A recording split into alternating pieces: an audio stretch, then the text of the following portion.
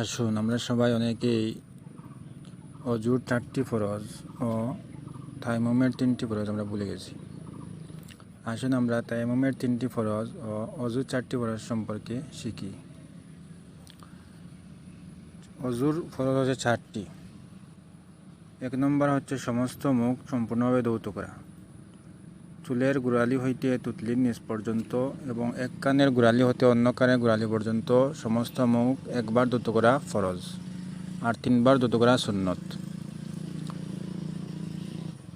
এরপর দোনো হাতের কনুই সহ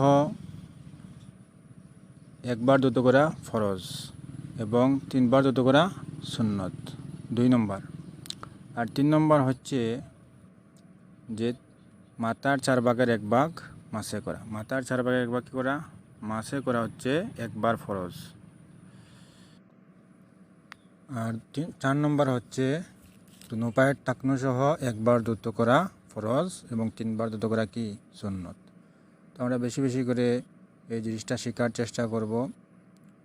আর যদি মানুষের অজু না হয় তাহলে নামাজ হবে না, অজু পূর্ণাঙ্গ করতে হবে। এই ফরজগুলা যদি কোনো একটি জায়গায় শুকনা থেকে যায় তাহলে নামাজ হবে না, অজু হবে না, নামাজ হবে না। তাই পুরোপুরিভাবে আমরা শিখব এবং এটা শেয়ার করে সবাইকে জানিয়ে দেওয়ার চেষ্টা করব। আর তায়াম্মুমের ফরজ হচ্ছে 3টি। যখন মানুষ কোনো এমন একটি স্থানে আছে যে স্থানে আশেপাশে কোথাও পানি নেই, অথবা এমন রোগগ্রস্ত মানুষ যাকে ডাক্তার পানি স্পর্শ করতে নিষেধ করেছে, সে সকল মানুষদের জন্য তায়াম্মুম করে নামাজ আদায় করতে হবে।